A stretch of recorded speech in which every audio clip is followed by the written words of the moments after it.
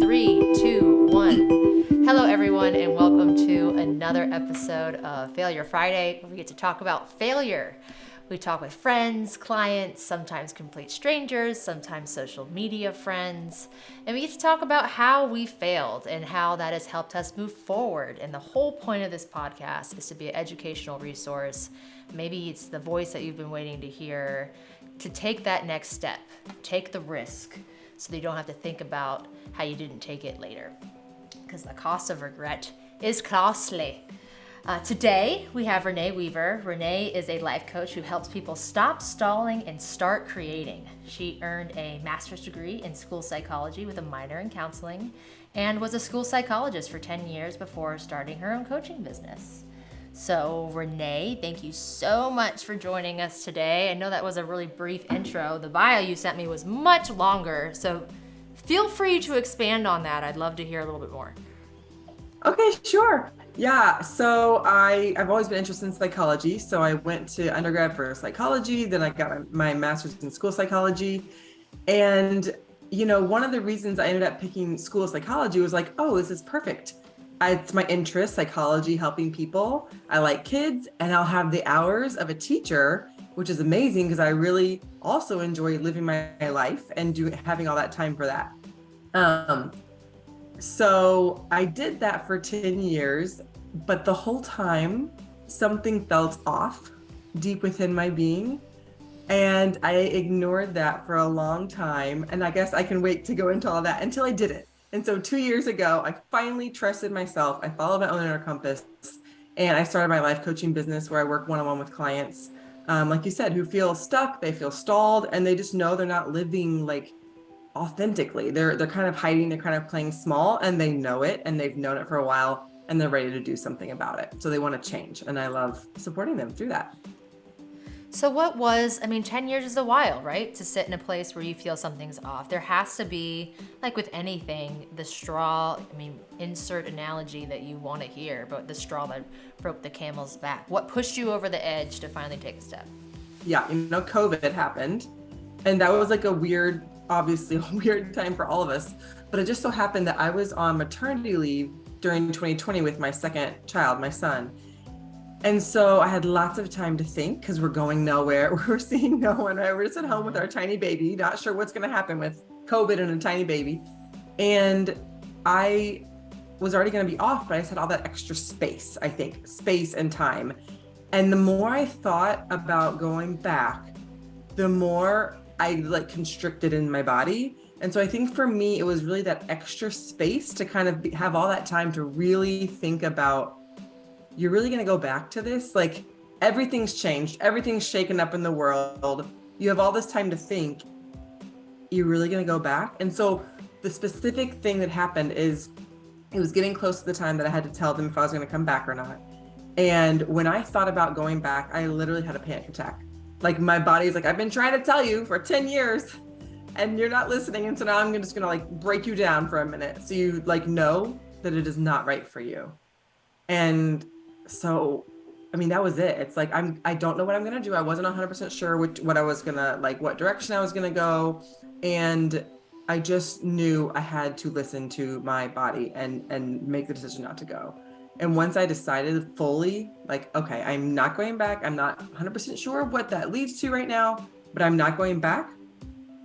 I literally felt, and I've never felt something like this before, a bolt of energy go up through my legs, start and come out of my chest. And it was just this is what I've been looking for, this feeling. And I've been avoiding it because I was too scared of, well, what am I going to do? But it was honestly listening to my body finally during COVID. Yeah. So you had that physiological reaction. And it's interesting you say that because so many of these episodes when we talk about what made you take the next step or what made you take that first leap, the answer's been COVID. Because you hear so much negative stuff about COVID, right? Because there's a lot of negative stuff about COVID, but COVID really was a catalyst for a lot of people to make them take totally different directions in their lives, whether it was for the better or for the worse. But it's a lot of times, specifically on this podcast, it's for the better. It was it was that deterrent that needed to happen. My best COVID story for me personally was I also had a baby. When did you give birth to your second? May 2020. So I gave birth to my second October 2020. Okay. And my COVID story, I feel like it just is the epitome of everything COVID. So it's always been a prerogative for me to have my kids without an epidural. Yeah. So my second, and I knew it was going to be my last one, and I wasn't going to do the epidural again, but it was so much harder the second time around because I knew what to expect. Whereas the first one, you're just like, la-di-la. I don't know what I'm doing. The second one I knew, like my body knew, I knew, my soul knew, like this shit's going to hurt. Yeah. So it was worse. And I remember getting the key for me to not get the epidural, because I'm not going to lie to y'all, it hurt like shit, is staying at home and laboring for as long as possible. So that by the time you get to the hospital, you don't have time for the epidural, even when you really want it. So I get to the hospital, I'm 9 centimeters dilated. It's time to go. And I remember getting on the hospital bed and I'm pushing and they go, stop! She didn't have a COVID test yet. So they literally put my legs down, and I mean, my contractions, there's not even a break between them. There's not, this baby, like they're like, stop. And like, they gave me a COVID test and they wouldn't put my legs back up in the stirrups until they had it on record that I was tested for COVID. I remember being so pissed. I was like, are you fucking kidding me? Yeah, no, like, I'm pushing this out. I don't care what's happening. Like it's coming. They didn't even wait for the results. They just had to have it on file that I had a COVID test. And oh my God, I was so angry. That's COVID. That's how I wrap up COVID. So cheers to the COVID babies. Totally. Cheers to the COVID babies. But that is a interesting take, and it's from my side also fascinating because it's for so many people been this catalyst towards taking the next step, specifically with their dreams. And in the notes that you left me, it was also curious, this is the first time it's happened, where you didn't really have a failure, like a specific failure. Your failure was not having a failure. So why don't you elaborate a little bit on that for the audience? Because it's like, okay, what's a failure you can talk about? I'm like, oh my gosh, I never thought about this. So it was a really fun question to think about because it's, okay, there's nothing standing out to me as a failure. That is not a good thing in someone's life, right? And because anyone that has a pile of success is going to have a pile of failure. I mean, it's two sides of the same coin. So I realized for such a long time, I really just wanted to like follow the path of least resistance, just kind of do what you're supposed to do. You go to grad school, you get the job, and like you do it till you retire, and then like just do what you're supposed to do. Don't dream bigger. Why would you do that? It's not safe. Like you have this really great route you could go that everyone goes. And so I did that. And I just played small and blended in. And in my professional life and my personal life, I really was intentional about it, but I didn't carry that over to my professional life. It's like, this is good enough. This is fine. Anyone on the outside would think it's fine. But so what I realized in doing that, when you're just playing small and you're not like being brave and going out there and taking risks and like putting yourself out there and trying new things, you're not racking up big failures. And so what I realized is, I mean, the failure for me, which is huge when I look at it this way, is that for 10 years, I allowed myself to stay in a place where I was just in the autopilot, in the sleepwalking of, well, fine's good enough. Anyone would be happy with what I have. So why would I complain? Like, this is fine. I would name off all the time. I have a pension. I have health insurance. I have 14 weeks off a year. All the things just to kind of quell that feeling in my stomach. So it's like, it doesn't matter. You're not living authentically. Like, you care so much about your personal life and making sure it's so rich and meaningful. You're letting your professional life you're just skating by under the radar and you're not showing up and trying anything big. And I'm like, dying a little every day. Dying a little every day. And finally, it's like, I always knew it, but I could rationalize it away all the time with all the stories I made up about it.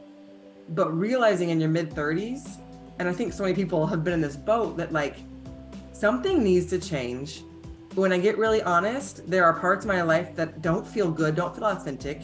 And like, I'm not okay with that. That's like a really scary place to be, or it was for me, because it's like, well, I've been doing this for 10 years. What the hell am I going to do now? Like, oh, I mean, it's like, it can be terrifying. Really well, terrifying. I think the key to what you're saying is the word authentically, right? You can do what you love. You can live authentically, and it's not going to feel good every time. I like to think I live pretty authentically, and shit's hard still on the day-to-day, especially right now, or especially when my husband's like living in Houston and I'm out here just solo dolo. It's hard, but living authentically, the difference is you get to wake up and choose you every day. Like, your mistakes are your mistakes, but more importantly, your wins are your wins, and you get to own that when you're standing on your 2 feet. And I also want to take back what I said earlier about dying a little bit every day. We're all dying a little bit every day. I think True. that you just feel it more when you're living in this place of complacency, like what you're describing. Absolutely. Absolutely. It's like, I was thinking about risk in just a different way. And clearly I was approaching it from a very different mindset. Like I said, I would have all these stories that I just believed as fact. And one story that I just held on to so tightly was, well, there's literally nothing else I could do, right? Like, it was a fact to me. There's no other job where I could have as many weeks off as I pretty much want, feel really meaningful in the work I'm doing, and get paid to do that. Like, that just doesn't exist. So why would I leave this job? And it was a fact to me until someone, it hit me, what they said, it hit me at the right moment. They said, that's just a thought, right? And I was like, wait a second. If that's just a thought, I'm just like, that's just one thought. I could just literally choose to have a different thought. Like, it was just the first time it hit me, like, you can choose something else. You can choose a different thought. Like, what if, and then all of a sudden, right, when you change the way you see things, things change. So all of a sudden it's like, well, what could be possible? And I like your point about authentic doesn't mean it feels totally true all the time. There's definitely this, anytime we're doing something unfamiliar, our amygdala lights up as like fear, like something's not right, something's scary, unfamiliar, don't do it. But change is the price you pay, or discomfort is the price you pay when you're going to do any sort of change. And so it's like, fear is always going to be in the passenger seat whenever you're trying to live a big life or do anything big. And it can feel scary. Like, I knew once I found coaching and got really into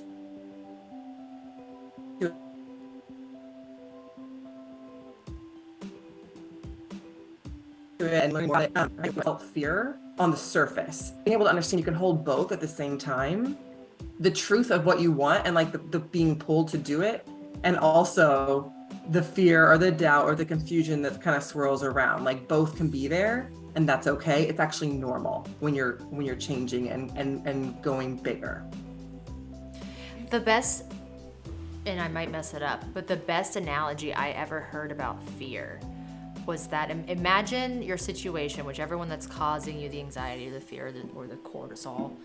Imagine you're baking, and imagine the fear is salt. And in order to get your cookies or your cake, you gotta add the salt. Otherwise it's gonna taste like absolute shit. So change your mindset about what fear is. It's the necessary ingredient to get to the end piece. Absolutely. And so now I literally, and they say in the exercise to visualize cooking, like physically put yourself in the kitchen, put yourself in the position of where you see the ingredients, and then also put yourself in the position to where you see you seeing the ingredients, and create this whole scenario from different perspectives where you're cooking and where the fear is physically the salt. And that you do this exercise over and over to change your mindset about fear. And I feel like you can do the same thing with failure in a hindsight way. But that's really helped me when dealing with fear, because I'm constantly doing things I've never done before, right? And you have to fake it till you make it. That's another thing. You've got to fake it till you make it. Your mind, you have to trick your mind into doing these things and changing the way that you perceive these feelings that don't feel good, because we have these things for a primal reason. They're to protect us. Yeah. But we don't live in a world where we need them for protection per se. I mean, depending on the scenario, but in a professional sense, they have no use but to hold you back. So, I mean, I'm sure these are things that you've gone over personally. But what brought you to coaching? Did you have a did you meet a coach? Did you have a history with coaching? I didn't have, I was actually very, I did not have a history at all. I really didn't know anything about it. And I laugh now because the person who got me involved in it, like, we've been friends since we were like 6, and he had moved into business coaching, and he kept telling me like, because he knew like I didn't feel like totally purposeful and fulfilled in what I was doing. He's like, you should consider becoming a coach. Like, you'd be great already because of your background. Like, I'm like I literally was so judgmental. Like, it's not even a thing. What is it? I don't even know what it is. What are you talking about? But the more that I talked to him and let him actually coach me, I'm like, what? This is amazing. It was so direct, and it circumvented a lot of the just kind of circling the problem again and again, as talking and talking. It's like, no, let's get in there. Let's see what thoughts you're having. Let's see what's going on in your body. Let's actually make some changes right now. I felt the changes so much in my life just from conversations with him that I'm like, you know what? I want to give this a try. And the thing I noticed through that kind of was going along with what you said about like, you're going to feel the fear and you're going to do it anyways, is I was thinking that, well, the thought I had prior to becoming a coach was, really, you want to get to 100% like confidence before you do anything. Like, I need to be 100% sure that this is the plan. I know exactly what I'm doing. And like, then I can go forward when I'm 100% ready, then I'll do it. And what I found was, well, you can be like 80% ready and still do it. For some people, maybe it's 60%, whatever. Like 100% is just a myth. You're never going to feel 100% ready.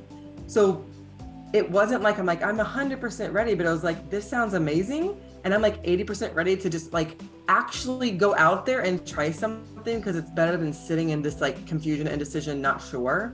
So just being able to take action from a place of, I'm 80% and that's enough. Like, let's do it. Like, I can feel 20% fear, 20% confusion, 20% not ready, and I can still go forward and like do it. That's actually the perfect place to just jump in and try.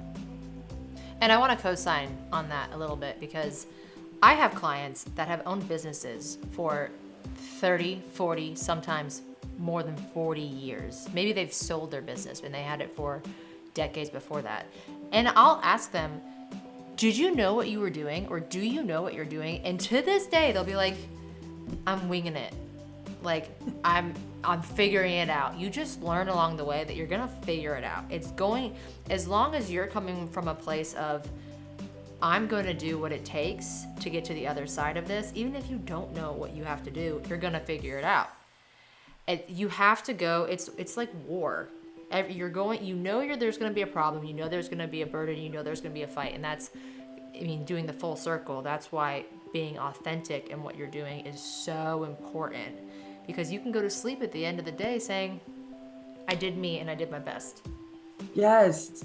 And it's, I mean, that word, I know people use it a lot, but I love it. I love that word. And that's what I'm striving for all the time, because I think it's so easy, especially for people that are looking for a change, maybe, to think like, oh, it's just going to be like, once I have the big house or the fancy car or whatever it is in their mind that they think is going to like, I'll have made it at that point, then I'll feel good. It's like, if you're not feeling aligned and authentic, if your brain, your heart, and your beliefs and your actions aren't all lined up, it doesn't matter what house you're in, what vacation you're taking, you're not going to feel good doing it. So start there. And when you're all aligned and congruent and all of you is moving in the same direction, you're only going to go where you're meant to go, and you're only going to keep going up and into what you'll amaze yourself. And it's going to feel amazing. Take it from a materialistic person. If you ever try to assert your value with something materialistic or tangible, you're never going to be satisfied, ever. Take it from someone who has tried. To this day, I still look at material things. Well, I'll feel so much better once I get that purse. No, I always want another purse. Always.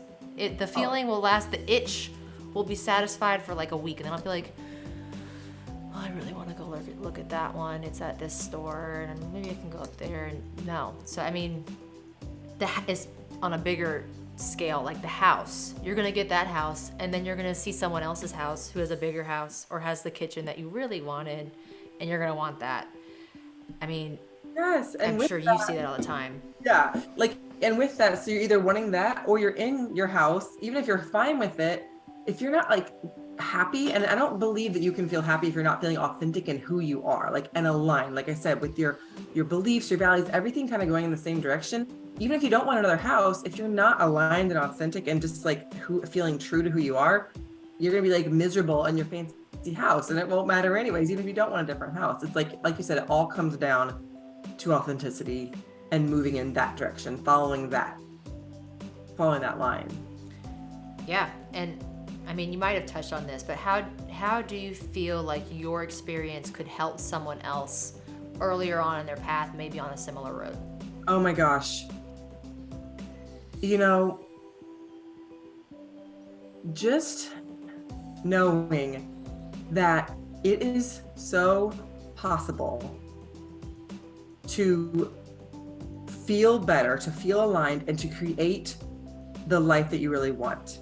Because that was what kept me stuck. I mean, I was in stuck land for 10 years professionally. Like, well, this is fine and it's enough. You don't have to be fine with fine. Something that really helped me, I was listening to a podcast, and this person that was being interviewed was talking about how he was a ICU cardiac care nurse. So lots of training, obviously worked his way up to the ICU. And he had done that for many years. And then he decided, he used the words, "It didn't make my heart sing anymore." So he quit, and then he started a real estate business and does very well and enjoys that. And I was like, wait a second. He had this degree, and he worked his way up, and he was doing a job that, a lot of nurses I think aspire to, like being in the ICU. And then he just decided that it didn't make his heart sing anymore. And that gave me permission to be like, doesn't matter how much time I spent, right? We have this sunk cost fallacy. So I think people hearing this, if they're 10 years behind me, don't let that sunk cost fallacy get deeper and deeper and deeper, right? Like, I've spent all these years in grad school, went into student loan debt. I've done all these, I've already spent 3 years working. Well, I could have made the decision 7 years ago, and then I could have been doing this for 7 years, right? It's never too late. There's a lot of reasons that your brain can try and go to talk about, what's the word I'm looking for? Basically just appease yourself so you feel okay with staying with mediocre. But I can just promise your listeners that you will never feel that tug going away from your gut until you trust yourself and follow it. And it is absolutely freaking possible to do that, coming from someone who didn't do it for 10 years and then did it in my mid-30s. It's so absolutely possible. I would say take the leap as soon as you can, which is right now. There's nothing. Yeah. Right now is never a better time. But I also want to clarify something, because I sometimes get messages from people like, well, not everyone's meant to own a business. And they're absolutely right. Not everyone is cut out for entrepreneurship. If it were, every single person would own a business. But what we're talking about doesn't necessarily mean quit your job and go start your own company. It could be just a total industry shift. It could be someone who is, like you said, working as a nurse it took them a long time to get there, and then now they want to go work for a broker. They still have a boss, they still have maybe insurance and benefits. It just might be an industry shift, because I'm a firm believer that not everybody is meant to own a business. I need people to work with me for my company, and that's hard to find now because everybody wants to start a business, and then it might fail. But if you are meant to own a business, obviously you should pursue it. But I just don't want to discourage people who don't want to own a business but are miserable with their current job. This could be something like just going to maybe it's the same industry, different company. Maybe you're at a soul-sucking employer who doesn't appreciate you, but you love what you do. You love the space. It's the same thing we're talking about. Yeah, one of my clients came to me because, again, she had done very well for herself. She and her husband had built a business and they were doing very well, but it was sucking her soul, and her relationship to the business, she felt miserable inside. So she came to me because she's like, is this right? I don't know, because I feel miserable and I just kind of want to explore it. And where she is with it is she realized that, she could change the way that she was showing up to that relationship, right? Her relationship with her business. It only takes one party to change a relationship. So just in changing how she thought about it, could change how she felt about it, change how she showed up to it, and change from feeling like a victim to it to I actually have power here, and I can actually make choice about how this looks, So she's still in that in some capacity while doing something on the side that feels really soul affirming and expansive to her. But she feels night and day different about the original job that she felt just like, what am I? It's like, soul sucking. So it doesn't, like you said, it doesn't have to be you quit your job. It can be, how are you showing up right now? You can change a lot just by going in and seeing what's going on under the hood in your brain. What thoughts are you having that you're believing as facts? Let's kind of do some neuroplasticity work in there. Let's change up some of those neural networks, because when you change the way you see things change. Same with her. She's still in the job, and her relationship to it is night and day. She feels 100 times different in the same job. That's really interesting when you said your neural network. How do you think this experience specifically has shaped you or changed you as an individual? Whether it's personally, like how have you at the very core cellular level changed? Yeah, I like that question. It's like, I trust myself so much more now. I allow myself to trust, not, our brains are so helpful. Like, we need them to plan and execute things. But I love the quote that decisions are made in the body and plans are made in the brain. So I allow myself to trust my body. It's constantly cueing me in. Our verbal cognitive brain takes in like 40 bits of information per second. Our body and our nervous system takes in 11 million bits of information per second. I'm allowing myself to trust not just my conscious mind, but also what's going on in my subconscious and in my body. And that has been night and day, because when I access that part of me and allow that part of me to have just as much weight in my decisions, I'm making decisions so much more quickly without all the drama and the confusion and going back and forth. I'm trusting myself, and I'm able to make decisions quickly and move on. And I'm not settling for mediocre in any part of my life now, right? Like, I never did personally, but now it's like, I will not settle professionally either.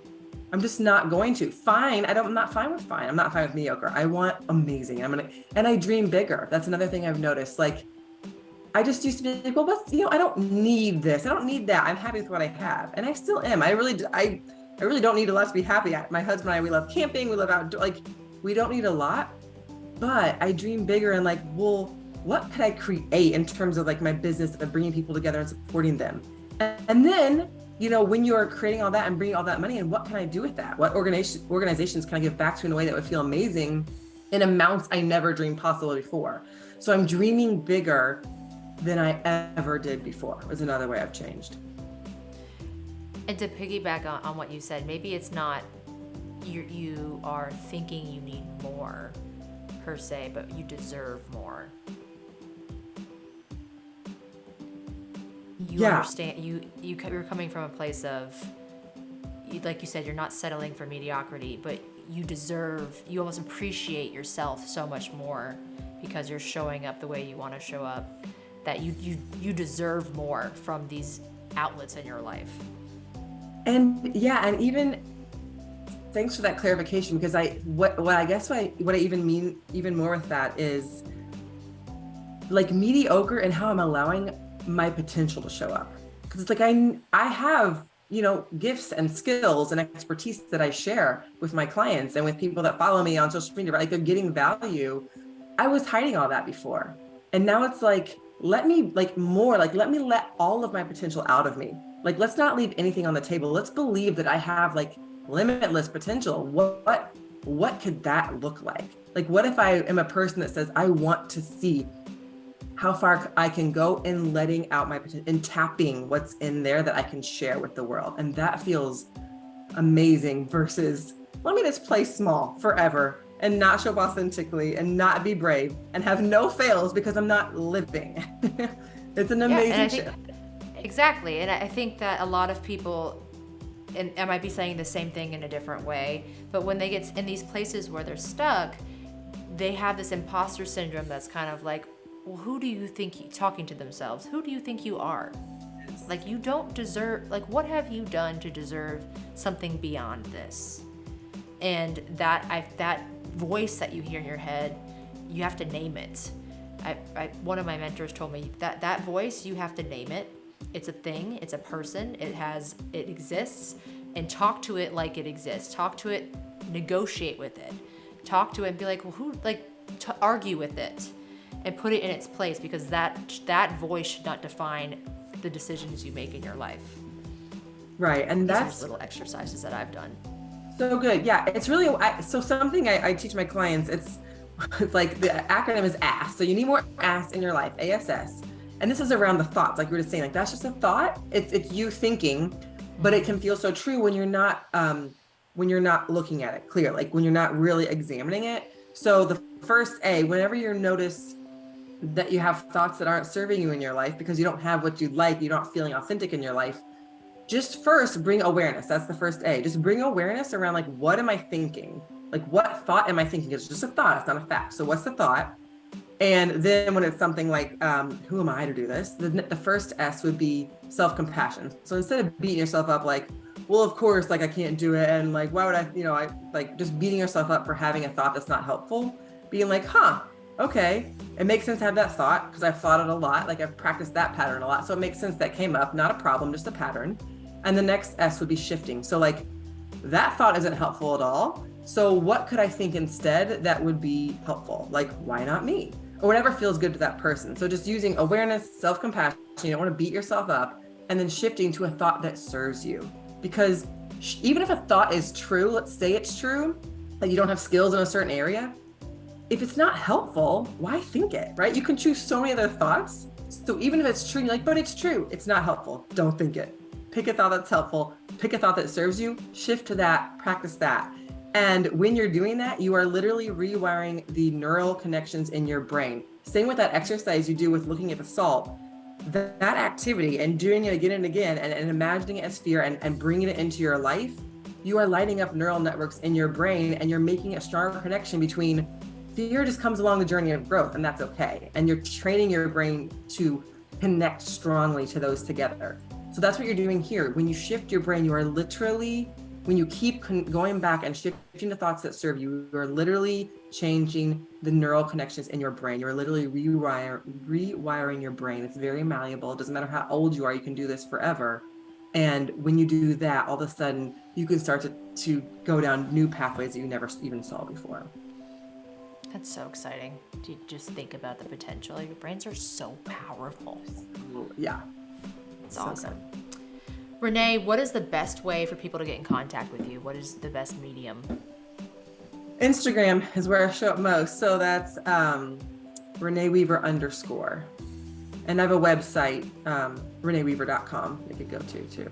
If you're interested in working with me. Yeah, I offer one-on-one coaching services for people who want to make a change. Awesome. We'll make sure to tag that. And what's the name? It's just Renee Weaver Coaching? Weaver Coaching, yep. Can't mess that up. Can't mess it up. It's your name. We'll make sure to tag that. And I want to say thank you so much for coming on. This was a great podcast, great communication. I love talking with people that know how to talk. It makes this whole process so much more interesting for viewers and to the point. And I love when you deliver something that people can take, because maybe I recognize people aren't financially in a place to hire us at any given point. I'm expensive. I'm sure you're not cheap, but that's why I like these videos where it's something that they can take from. It's not necessarily just like a farce to get you to go to the Instagram or to pay. No, I want to deliver value. I'm sure you do too, in a way that helps people. And you did that beautifully here tonight. And I want to just thank you so much. Yeah, take the ask, get more ask literally every day. Keep it in the forefront of your mind. Have it as a reminder on your phone, stick it on your mirror, and just start catching what you're thinking 95% of the day. It might surprise you what kind of thoughts you're thinking 90% of the day, and you're going to go in the direction of what you're thinking. So if your thoughts aren't helpful, you're not going to be getting where you want to go. You can change it, use the ask. So try that. Awesome. Thank you so much. I hope you have a wonderful night. Thank you. You too. And that's another episode of Failure Friday, everyone. I hope you enjoyed listening to Renee and I. We're going to make sure her social media is linked with her website. She said Instagram's the best way to reach out to her, so give her a follow and let us know what you think.